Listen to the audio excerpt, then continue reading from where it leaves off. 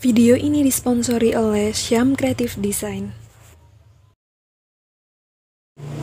Bismillahirrahmanirrahim. Assalamualaikum warahmatullahi wabarakatuh, para sahabat pejuang Riyadhah. Alhamdulillah ya, hari ini kita masih bisa bertemu lagi di podcast Ovi Syamsia. Nah, aku mau nyapa dulu nih. Halo, gimana kabar hari ini? Sudah sampai mana Riyadhahnya? Yuk makin semangat lagi karena sebentar lagi kita akan bertemu dengan Ramadan. Kita harus tambahin lagi riadoh-riadohnya agar pahala yang didapat makin berkah, makin banyak dari Allah Subhanahu wa Ta'ala.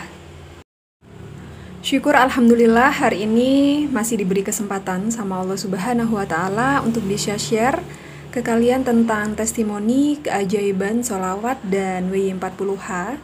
Kali ini datang dari salah satu sahabat kita, anggap aja Kak Nia. Nah, Kak Nia ini mengirimkan testimoninya di grup Riyadhah WI40H.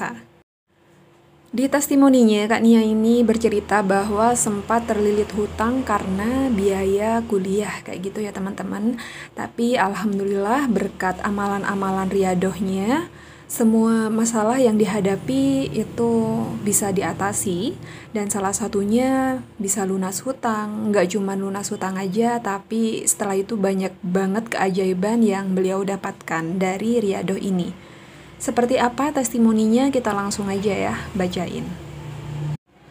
Bismillahirrahmanirrahim. Assalamualaikum Kak Ovi. Waalaikumsalam Kak. Dan teman-teman semua, saya ingin berbagi cerita tentang keajaiban surat Al-Waqiah. Jadi begini ceritanya. Sekitar 6 tahun yang lalu ketika saya terlilit hutang untuk kebutuhan biaya kuliah, alhamdulillah nggak sampai puluhan juta sih, tapi meski begitu bikin kepala puyeng. Nah, dari situ saya mulai mencoba nih mendawamkan membaca surat Al-Waqiah tiap hari setelah sholat maghrib dan subuh. Ya, meskipun kadang suka bolong, alhamdulillah biiznillah, gak disangka hutang saya lunas. Alhamdulillah bisa nikah dengan biaya sendiri. Alhamdulillah setelah nikah langsung punya rumah sendiri. Alhamdulillah bisa daftar haji. Dan alhamdulillah bekerja di tempat yang diinginkan. Alhamdulillahnya lagi setelah nikah jeda sebulan langsung hamil. Dan masih banyak lagi nikmat-nikmat yang telah Allah berikan, dan sekarang saya mulai mencoba Riyadhah dengan ditambah surat Yasin. Bismillah, semoga bisa istiqomah. Amin. Semangat ya teman-teman Riyadhahnya. Masya Allah, tabarakallah, ini benar-benar banyak sekali ya keajaiban yang diberikan oleh Allah Subhanahu wa Ta'ala. Nggak cuma lunas hutang aja, tapi Kak Nia ini bisa menikah dengan biaya sendiri, cepat diamanahkan momongan, punya rumah sendiri, bisa daftar haji dan bekerja di tempat yang diinginkan. Dan yang aku yakin ini adalah salah satu hajat yang diinginkan oleh teman-teman atau para sahabat pejuang Riyadhah di sini. Kadang memang kita nggak pernah tahu ya amalan apa yang membuat hajat-hajat kita qabul. Bisa jadi amalan yang selama ini kita remehkan, yang kita anggap cuman gampang, ringan, ternyata itu yang membawa doa-doa kita ke Allah kayak gitu. Makanya dari sini teman-teman, kalau seandainya doa-doa kita masih belum diijabah sama Allah, coba deh ditambah lagi Riyadhahnya. Belum qabul dalam waktu 40 hari misal ya, kalian ini lagi mendawamkan surat Yasin Waqiah, ditambah lagi Riyadhahnya menjadi 80 hari. Belum lagi, coba lagi ditambah 40 hari lagi dan seterusnya. Kalau bisa kita lakukan tanpa ada target kayak gitu. Misal di awal kita nargetinnya 40 hari karena ingin benar-benar diijabah sama Allah, kita sudah nggak hitung-hitungan masalah berapa harinya. Riyadhah Yasin Waqiah belum dikabul, coba aja ditambah lagi dengan sholawatan. Belum dikabul juga ditambah lagi dengan istighfar. Belum dikabul juga ditambah lagi dengan sholat sunnah mungkin, sholat sunnah duha, ataupun tahajud kayak gitu teman-teman. Karena kita nggak pernah tahu, kita nggak pernah bisa memprediksikan amalan mana yang akan diterima sama Allah Subhanahu wa Ta'ala. Kak, Kalau seandainya semua amalan sudah aku coba tapi belum kunjung terkabul gimana? Nah, coba aja ditambah lagi ikhtiar usahanya. Misal yang awalnya kakak cuman diam aja di rumah, bisa dicoba ikhtiarnya mungkin sambil jualan.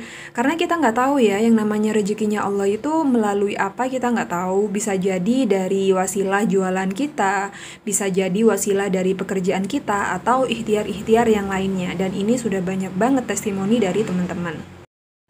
Terus kak, misal nih ya, aku sudah ngamalin ini itu, semua sholat sudah aku perbaiki, aku sudah nyoba sholat tepat waktu, sholat sunnah apapun sudah aku jalani, amalan zikiran ini tuh semuanya sudah aku jalani, bahkan ikhtiar bumi pun seperti aku jualan, kerja sudah aku lakukan, tapi kenapa hajatku masih belum kunjung datang, nggak ada tanda-tanda dari Allah, bahkan takdirku bakalan berubah. Yang awalnya rezekinya seret, tetap aja seret, malah makin seret. Terus aku harus gimana kak? Aku ingat ceramah dari Ustadz Muhammad Nuzul Dikri. Nah, beliau itu berkata seperti ini. Kalau usaha dan amalan semua sudah kamu lakukan, tapi Allah belum juga ngasih keajaibannya atau pertolongannya, maka terimalah takdir itu. Berusaha bertawakal dengan apa yang Allah sudah kasih. Karena bisa jadi itu yang terbaik buat kamu, karena Allah Maha Tahu apa yang engkau butuhkan saat ini. Dan jangan sampai berandai-andai, misalnya andai aja aku tuh jadi misal jualan barang haram, atau ya kerja yang ikhtiar yang gak halal, intinya yang gak berkah kayak gitu, mungkin rezekiku bakal banyak, gak seperti ini. Apaan, aku ngamalin ini itu, bahkan rezekiku tambah seret. Coba aja aku gak ngamalin riadoh ini itu, waktuku juga gak terbuang, aku bisa melakukan atau ikhtiar yang lainnya, misal jualan ya lebih banyak, menyibukkan diri dan hal yang lain-lain. Jangan sampai ya teman-teman, karena ketika kita sudah berikhtiar pol-polan di jalan Allah, ketika kita sudah beribadah kepada Allah secara pol-polan, tapi takdir kita nggak kunjung berubah, maka bertawakallah, karena itu yang Allah inginkan. Jangan sampai kita berandai-andai yang enggak, yang bukan-bukan, karena ketika kita berandai-andai yang aneh-aneh kayak gitu ya, andai saja aku begini, mungkin hasilnya seperti ini, andai aja dulu aku itu seperti ini, mungkin hasilnya seperti ini, itu akan mendatangkan yang namanya was-was setan. Dan yang pada akhirnya akan mendatangkan kesedihan, kekecewaan pada Allah, merasa takdirnya nggak berubah, akhirnya marah sama Allah. Nah, itu adalah kekecewaan, kemarahan, dan kesedihan yang diciptakan oleh setan, bukan dari kita sendiri. Karena apapun takdir Allah dan ketetapan Allah, maka itulah yang terbaik. Kita nggak boleh membandingkan takdir kita dengan orang lain, karena setiap orang itu punya takdir masing-masing. Seperti hal ini ya, aku sering banget nge-share testimoni keajaiban sholawat, testimoni keajaiban Yasin Waqiah. Bukannya malah semangat, kalian malah ngedown kayak gitu ya. Orang berapa hari ngamalin ini sudah bisa dapat ini, dapat itu. Sedangkan aku yang sudah bertahun-tahun tapi tetap aja takdirnya gini-gini aja.